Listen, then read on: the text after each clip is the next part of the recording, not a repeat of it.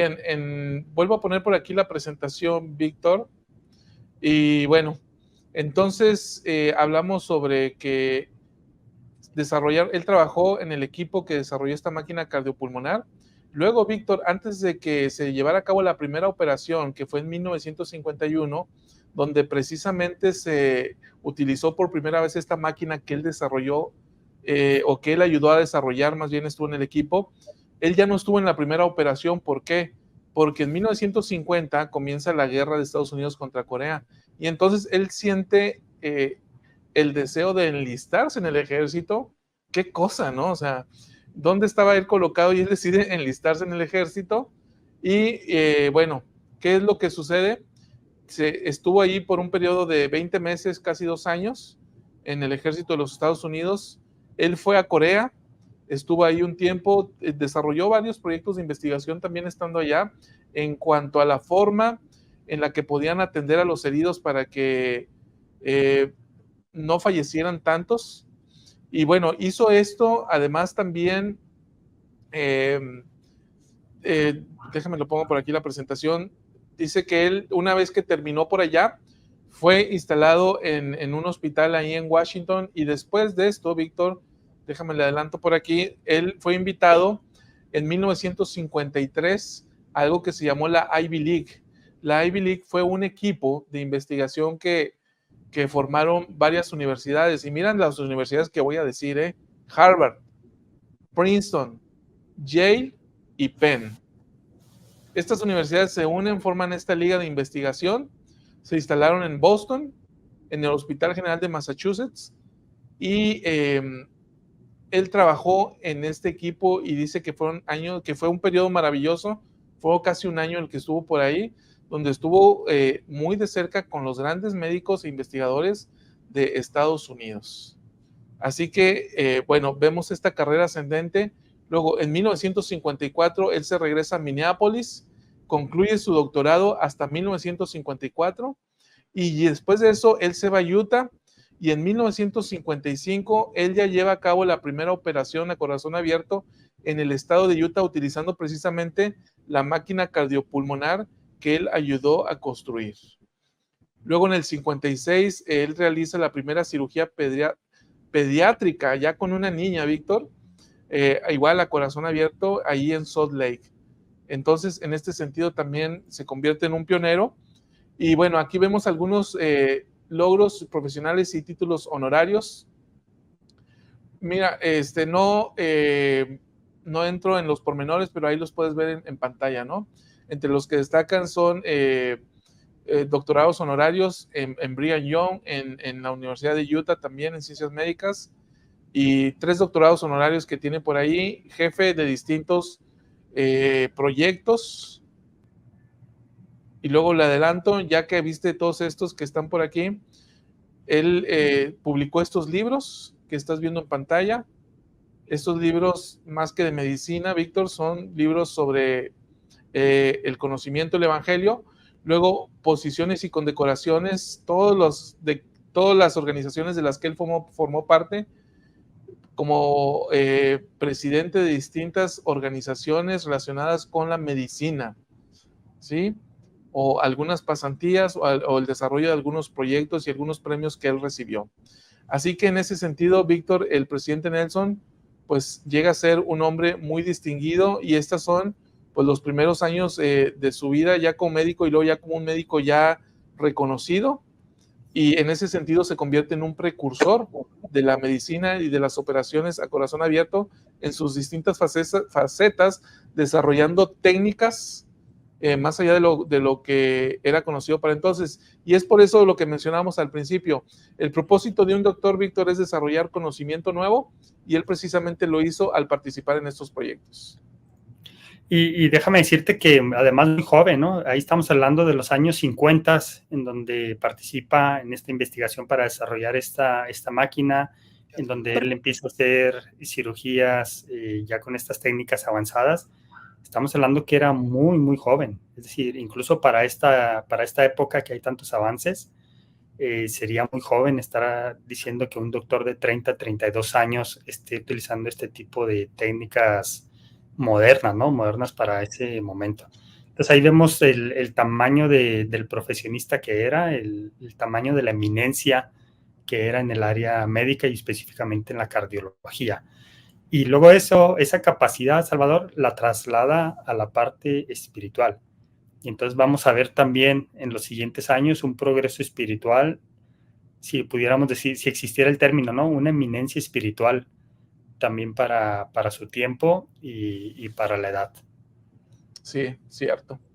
Pues bueno, Víctor, en esta época también él tuvo un desafío muy importante, ¿no? Y quise poner esta historia porque me parece que va forjando precisamente su futuro en cuanto a las decisiones que él tomaba. ¿Te acuerdas cuando analizábamos al presidente Henry B. Eyre en su biografía y vimos que él recibió una oferta de trabajo interesante y que él la consultó con la primera presidencia y la primera presidencia le dijo, el presidente Kimball le dijo, bueno, pues es un gran desafío y pues, si te necesitamos sabemos dónde encontrarte. Bueno, aquí en la vida del presidente Nelson se presenta algo similar, pero la forma en que actuó el entonces, que era David McKay, me parece, el presidente, fue diferente al que lo hizo Kimball, ¿no? Fue más tuvo una voz de mando más en cuanto a la decisión que él iba a tomar. Mira, déjame la pongo, ya no doy mayores vueltas. ¿Me ibas a leerla? Sí. El doctor Nelson cuenta cómo le ofrecieron una cátedra de cirugía y la presidencia de la División de Cirugía Cardiovascular y Torácica de la Universidad de Chicago. Esa Perdón, oferta, Víctor, que te interrumpa. Sí. Esta historia la está contando el presidente Oaks, ¿sí? Ok. Dice, esa oferta, escribió él, ponía recursos a mi alcance, tales como apoyo financiero, laboratorio de investigación y apoyo del personal que cumplirían el sueño de cualquier académico. Como incentivo adicional, la oferta incluía 4 años de universidad para todos nuestros 9 hijos en la institución de su elección, con todos los costos a cargo de la Universidad de Chicago. El decano le dijo al doctor Nelson, una de las razones por las que estamos interesados en usted es porque sabemos que es un buen mormón. Deseamos que forme parte de nuestro profesorado y queremos que esté aquí para traer a esta universidad la influencia que un mormón podría aportar. Como parte del agresivo reclutamiento de este notable médico, el decano me llamó por teléfono para solicitar mi ayuda para convencer a los Nelson que se trasladaran a Chicago. En ese entonces yo era profesor de Derecho en la Universidad de Chicago y conocí al decano de Medicina porque servimos juntos en el Senado del Profesorado de la Universidad. El decano me pidió que invitáramos a los Nelson a cenar en nuestra casa. Me suplicó que les contara todo acerca de la iglesia en Chicago porque sabía que esa era una consideración de suma importancia para ellos. Así fue que mi difunta esposa June y yo conocimos a Dancel y a Russell Nelson. Los invitamos a cenar y disfrutamos una maravillosa visita en nuestra casa de Chicago el domingo 21 de noviembre de 1965. Hicimos todo lo que pudimos para convencerlos de que se mudaran a Chicago. Más tarde me enteré por su autobiografía que esa oferta les pareció muy atractiva e incluso eligieron una casa en uno de los suburbios de Chicago donde podrían criar a su familia. Lo que sucedió a continuación no es más que una ilustración de cómo la inspiración del Señor dirigió las decisiones y la preparación de Russell M. Nelson. Al regresar a Salt Lake City, buscó el consejo del presidente David McKay para que los guiara en su importante decisión. El profeta oró y se recibió la respuesta: no. El presidente McKay dijo: ya vive en la mejor ciudad del mundo. Lleva un estilo de vida que no se puede igualar en ningún lugar del mundo. En este lugar sus hijas tendrán el mejor ambiente que se les pueda brindar. Ellas son más importantes para usted que cualquier fama o futuro que pudiese recibir en cualquier universidad. No, hermano Nelson, su lugar está aquí en Salt Lake City. La gente vendrá a usted de todas partes del mundo porque usted está aquí. No creo que deba ir a Chicago. Lleno de fe, el doctor Nelson rechazó la oferta de ir a Chicago y permaneció en Salt Lake City. Allí, en años futuros, llevó a cabo cirugía a corazón abierto y prolongó la vida de muchos pacientes agradecidos, entre ellos el presidente Kimball, el elder Richard L. Evans, el presidente Boyka Packer y muchos otros líderes y miembros de la iglesia y sus familias.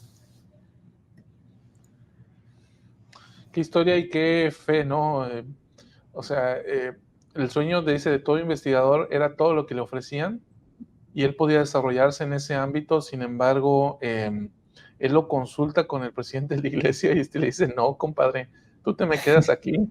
O sea, se requería fe para aceptar eso, ¿eh? O sea, primero para ir a preguntarle sabiendo que quedaba expuesto a que le diera cualquier respuesta. Y una vez que le dice el no, él acepta y se queda. Aquí lo interesante es que ya no se cuestionó nada, ¿no? Después de esa respuesta. Y bueno, nosotros no tenemos quizás esa facilidad de ir a preguntar al profeta en turno acerca de alguna decisión importante, ¿no? En este caso, una decisión laboral y familiar. No tenemos ese privilegio de tener a la mano al profeta para ir a preguntárselo. Sin embargo, yo siento que sí hacemos nuestras preguntas, por ejemplo, cuando va a haber una conferencia general, si tenemos dudas acerca de alguna situación, sí podemos hacer ese tipo de preguntas. De hecho, nos han invitado las autoridades generales a que vayamos o que veamos la conferencia general con alguna pregunta en mente, algo que nos esté inquietando, y se nos promete que vamos a recibir la respuesta. Y para mí esas respuestas muy personales, como si el Señor supiera y lo cuadrara con los mensajes que va a haber, la pregunta que nosotros tenemos, y es tal como si viniera del Señor la respuesta, ¿no? Es decir, para mí tiene tanto valor esa respuesta que le da el presidente McKay directamente al, en ese tiempo, doctor Nelson, como la que yo puedo recibir a través del Espíritu cuando escucho un mensaje de los profetas. Pero está mucho más fácil la otra, Víctor. Sí, pero no la tenemos tan fácil y ni modo, ¿no? Tenemos este otro recurso, igual de efectivo. Así es. Pues bueno, Víctor, ya metiéndonos en el terreno de la iglesia, o más bien de las asignaciones dentro de la iglesia, me voy a lo que él estuvo haciendo, por ejemplo, del 55 al 65, Víctor, durante 10 años. Él fue misionero en la manzana del templo y llevaba a los visitantes cada jueves de 4 a 5 de la tarde, ¿no? Era como estas misioneritas que hay hoy en día, ¿no? De distintos países que te dan por ahí un tour. Bueno, él en su ajetreada agenda, fíjate de la época en la que estábamos hablando, ¿sí? Vimos ahorita que él realizó la primera operación a corazón abierto, precisamente me parece en el 55. Entonces estamos hablando de que era una vida profesional muy ocupada, sin embargo, él abre ese espacio para dedicarlo como servicio, como misionero en la manzana del templo. Del 64 al 71, él fue presidente de estaca en la estaca Bonneville, ahí en Salt Lake. Luego del 71 al 79, él fue presidente general de la escuela dominical. Y fue en esta época donde finalmente sus padres se sellaron a él, se sellaron entre ellos y él fue sellado a ellos. Del 79 al 84 sirvió como representante regional y luego finalmente el 7 de abril de 1984 él fue llamado apóstol y eso fue, bueno, te decía, el 7 de abril del 84 y finalmente el 14 de enero de 2018 fue apartado como el 17º presidente de la Iglesia de Jesucristo de los Santos de los Últimos Días.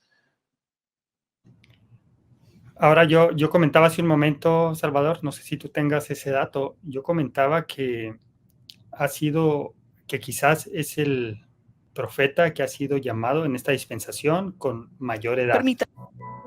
No sé si hay otro que haya sido llamado con tan avanzada edad como él. Ya como presidente de la iglesia. Sí, es decir, él fue llamado a los 94 años prácticamente. Mi pregunta es si algún otro tenía mayor edad que él al ser llamado. No creo, Gordon B. Hinckley tenía 80 y algo, 88, algo por el estilo, ¿no? Sí. 85. Sí, por ahí. Entonces, no, ahorita vamos a ver el dato específico, ahorita más adelante tenemos un cuadro que tú preparaste, de hecho, entonces ahí podremos ver, pero ¿qué te parece si ahora vemos el momento en el que fue llamado como apóstol?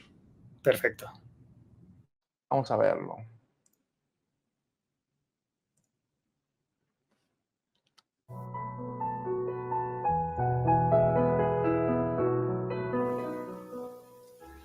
Saturday of April Conference of '84 has been circled on our calendar for many years, for that date was targeted as the first time in my life that our only son would be old enough to attend general priesthood meeting with me. Last night, that long-awaited goal became a reality. Brothers and sisters, little did we know that on that day, my name would be presented as a member of the Quorum of the 12. As we didn't know, our children didn't know either. Our married daughters telephoned us between sessions. One, who was expecting a baby, said, "Daddy, I was so shocked by that announcement, I think I'm going into labor." That she did.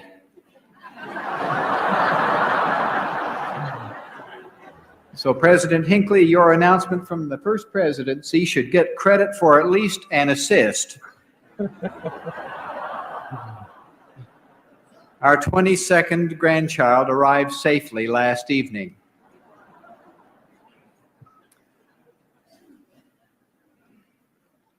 A wide array of feelings has flashed through my mind since I heard the call that will change my life.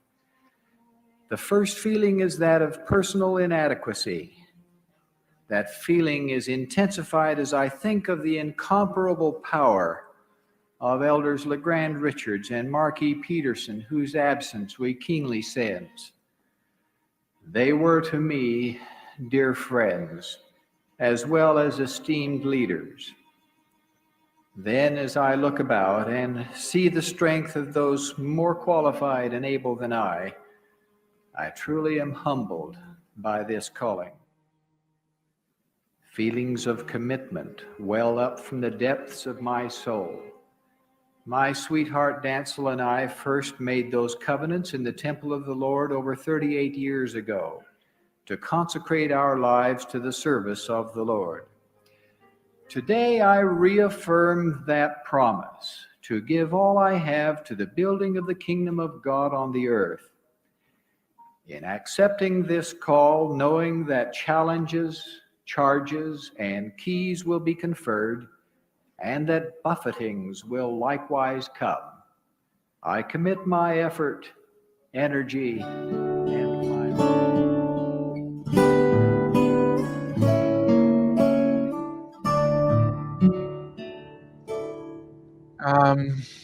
Víctor, ahí en el Nuevo Testamento vemos cómo es que el Señor les pide que a los apóstoles, ¿no? Que dejen sus redes y que lo sigan. A ver, este hombre era uno de los cardiólogos más importantes a nivel mundial. Tenía o había trabajado entre los grandes médicos, investigadores, científicos. Ya vimos todo lo que desarrolló la máquina cardiopulmonar, las operaciones a corazón abierto, etcétera, etcétera. Estaba en el pináculo de su carrera. Y se le pide que deje todo eso por servir al Señor como apóstol. Qué decisión, ¿eh? Sí, qué decisión. Y veíamos que ya había una preparación previa, ¿no? En una diapositiva que presentaste, veíamos que tuvo algunos llamamientos desde el presidente de Estaca, presidente general de Escuela Dominical, representante regional, que es el equivalente a lo que hoy en día es un 70 autoridad de área. Me parece que no había sido autoridad general, ¿no? Hasta ese momento. Ajá. Salta de ser una autoridad regional o un representante regional, que es el equivalente al 70 autoridad de área, a ser apóstol.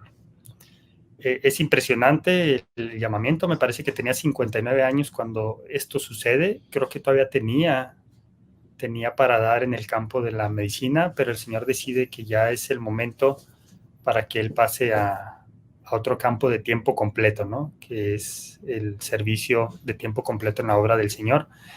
Y me llama mucho la atención algo que dice en el video, Salvador. Él dice, cuestiono mi capacidad espiritual para estar a la altura de este llamamiento.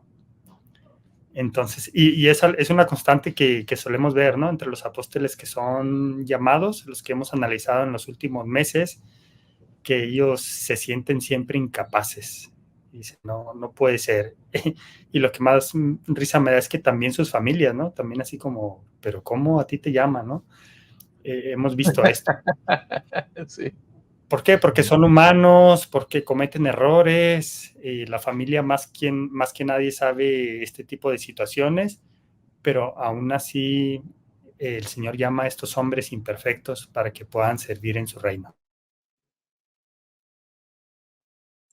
Cierto.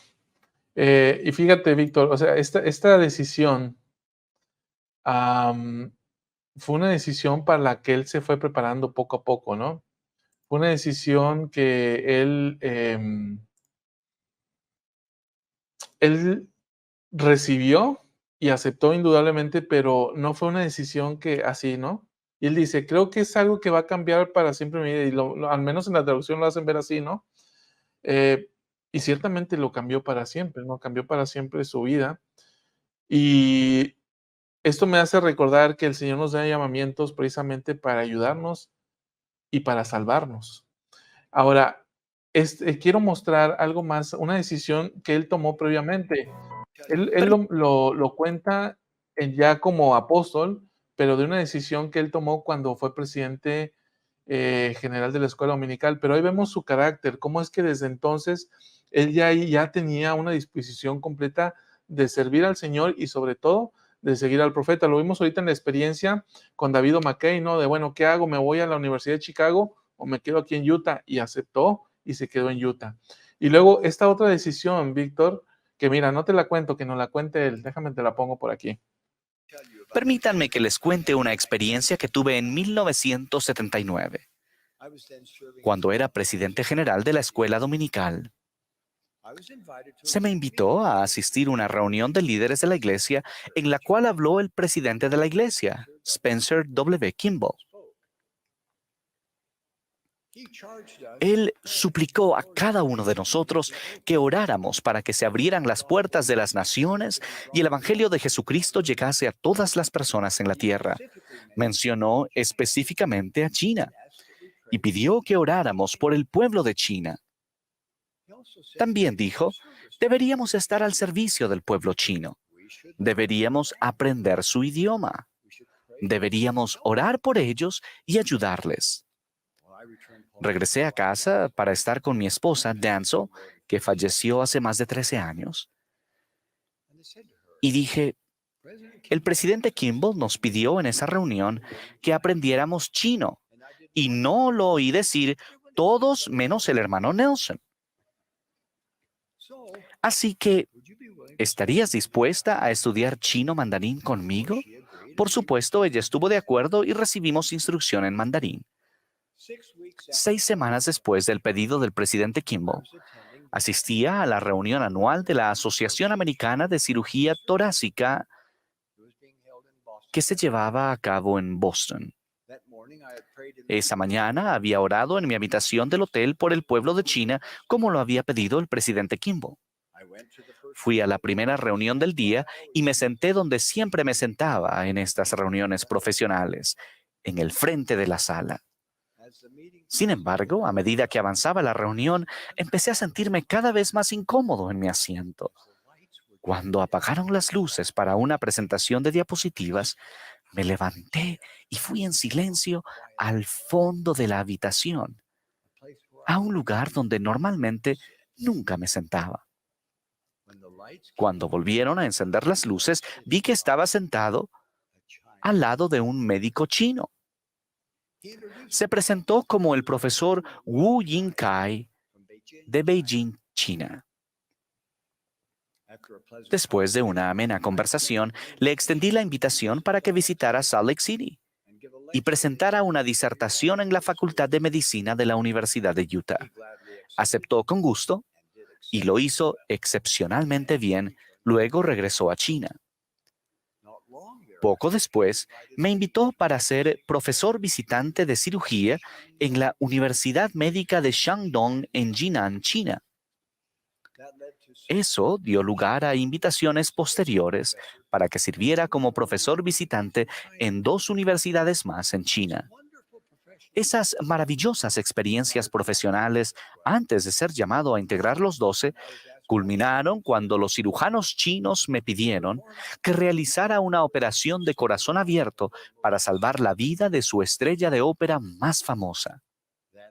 Eso hice. Y afortunadamente, esa operación fue un éxito. Esta fue, por cierto, la última que realicé en mi vida profesional.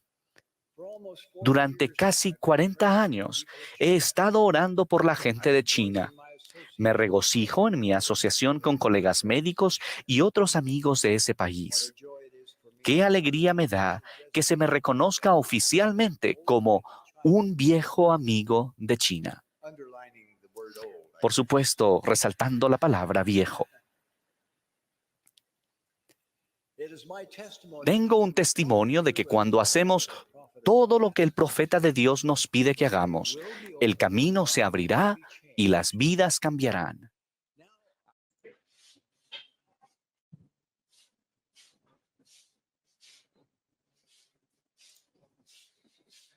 ¿Cómo ves, Víctor? ¿Qué experiencia, no? O sea, previo, esto es cuando era presidente general de la escuela dominical, estamos hablando de los 70s, previo a ser apóstol, y él, otra vez, estas decisiones de seguir y hacer lo que el profeta pide.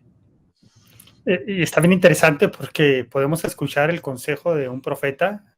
No fue 1 a 1 como lo fue con David O'Mackey, sino que era una reunión de 3 y entonces los invita a todos. Y a veces podemos pensar, pues es para otros, ¿no? La invitación es para otros, o haya otros que lo hagan, o los que están más jóvenes que yo que lo hagan. Y en este caso él llega con la actitud de su esposa, el presidente Kimball nos invitó a esto y no escuché que yo fuera la excepción, ¿no? O que todos menos yo. Entonces hay que hacerlo. Y vemos cómo esto le abrió puertas. Le abre puertas a él con la comunidad china en el área médica. Y como bien dices, todavía aquí él ejercía, cuando era presidente de escuela dominical, él todavía ejercía la medicina, ya en sus años finales, y tiene esta experiencia, ¿no? Y Al avanzar, se convierte en esa época como un héroe de China al salvarle la vida a esta estrella de la ópera, ¿no? Pero ¿por qué fue esto? ¿Por qué fue posible esto? Porque él aprendió el idioma. Siguió el consejo del profeta, se esfuerza, porque no es nada fácil. Yo intenté estudiar mandarín y estuve un semestre y no vi muchos avances y desistí.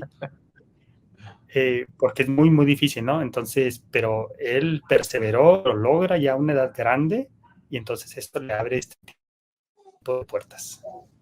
Así es. ¿Y podrías decirnos algún saludo en mandarín, Víctor, o algo? Ni hao ma. Te escuchas bien, ¿eh? Te escuchas bien. Che, che. Gracias. Muy bien.